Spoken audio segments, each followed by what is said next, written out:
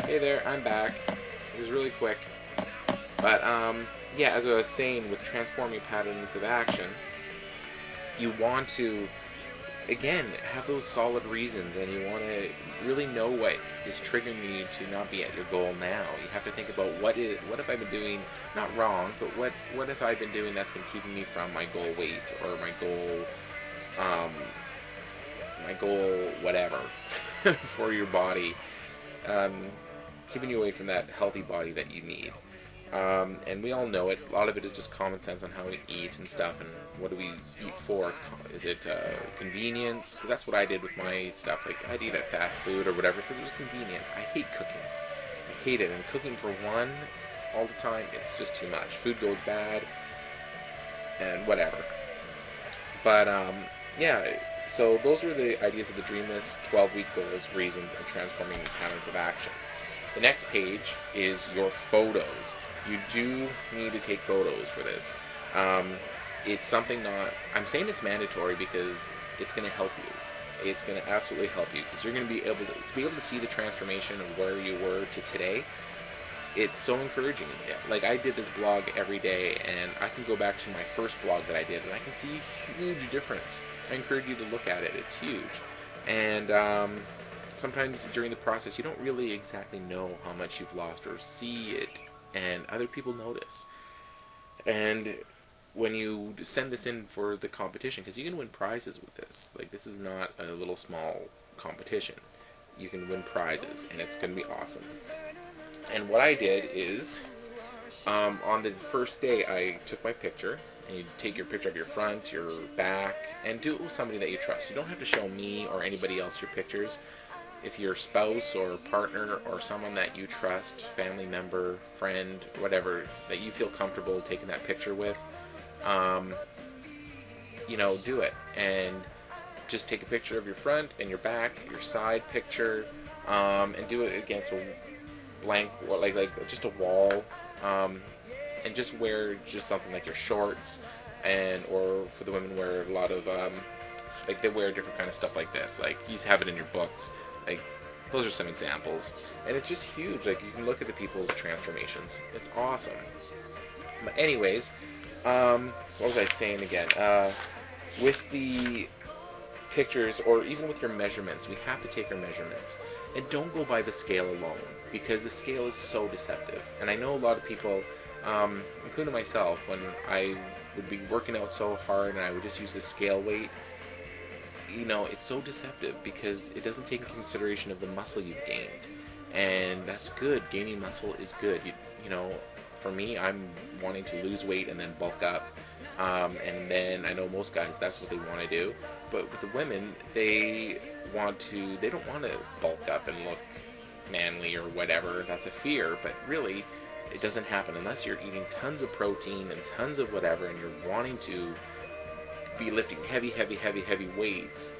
Most women I know just want to tone, and they want to have that nice cut figure, and doing weightlifting or doing weights will help that. Not just doing cardio or the treadmill, because what happens is you may be I don't want to say large pair, but you'll be going from a larger pair to a smaller pair by doing that. When you start doing the weights, it cuts your muscles and your definition, and you become what you want to be. It's awesome. And then what I do is I measure with a tape measure. I measure my neck, my calves, my shoulders, my biceps, my chest, my waist, my hips, forearms, and stuff like that. And I'm going to create a sheet for everyone so that they can track it every week. And you can see the differences. Like, I have it on my Excel, and it's awesome. It really encouraged me and kept me going. So definitely think about your measurements, and do it maybe once or every 2 weeks. But and weigh yourself. Weighing yourself is not a horrible thing, but just don't rely on that weight, because people are going to get discouraged, and we don't want that. Avoid discouragement. So just do that. And then what else? And then in the book it talks about your success story. This is for the end, so don't worry about that. And then you're going to be on day 1 this week. Day 1. And you write in on here your power mindset. Again, it says, please rate 5 things you can do between now and this time tomorrow that will help you move forward in the direction of your 12 goals. For me, I put stuff like, and you want to list the things that you know that are going to be a challenge for you. For me, I put down prepare my meals for the day or for the week, prepare exercises for the day, get enough sleep, go to bed early, put my clothes out, get it all ready, clean and organize my room, make sure that everything is all ready to go, and know what time I'm going to the gym.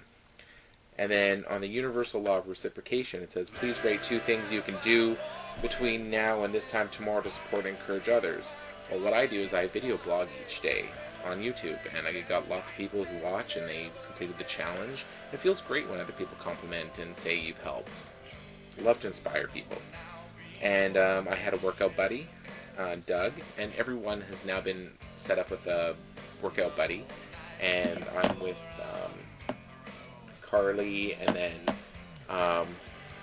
Gary and Aaron, Natasha, and Jen and Sonia and Aiko are together. So those are your partners. So encourage each other. Talk about it a lot. Talk about your differences, what's going on, and if you followed your thing. And say, like if you do slip, of course this is not about perfection. This whole thing is about quality, not quantity on your exercises, and progress, not perfection. Remember those. Ingrain that into your head. Because if you do, I've slipped up many times, or I haven't followed my plan 100%. It happens. Is it going to really affect you in the long run? Well, if you do it every day and do it more than, if you slip up every day and more than 20 to 30% of what you're planning, then yeah, it's going to make a difference, or you're not going to see much change. But if you follow your plan as much as like 75, I'd say about 90% to what you're doing, what you're required to do, you're going to see huge differences. Huge.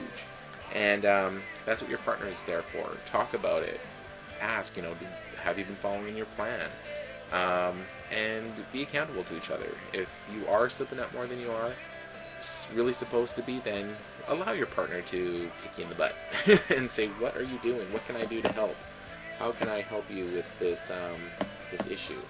Because we're all here to get each other to the point of no return. We don't want to return back to where we were, whatever your goals are and stuff. So, yeah, and then you want to go down to focus on progress, not perfection. Again, a cornerstone of this whole thing. I put down, it says, please rate 3 things you did very well today that helped you move toward the achievement of your goal. Rate the 3 things that you're proud of, or the things that you accomplished that moved you forward instead of kept you stationary or moved you back. Like I made my vision poster. This was on day 1. I bought Mileplex shakes.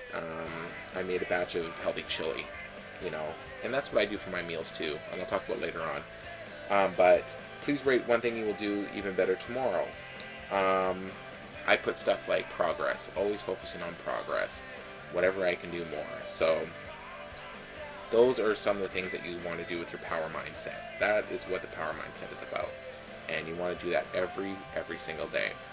So it's awesome. So my time is almost up for this one. I'm just going to put it on pause and start another one, and we're going to talk about nutrition and the workouts. Okay, I'll be right back in 2 seconds.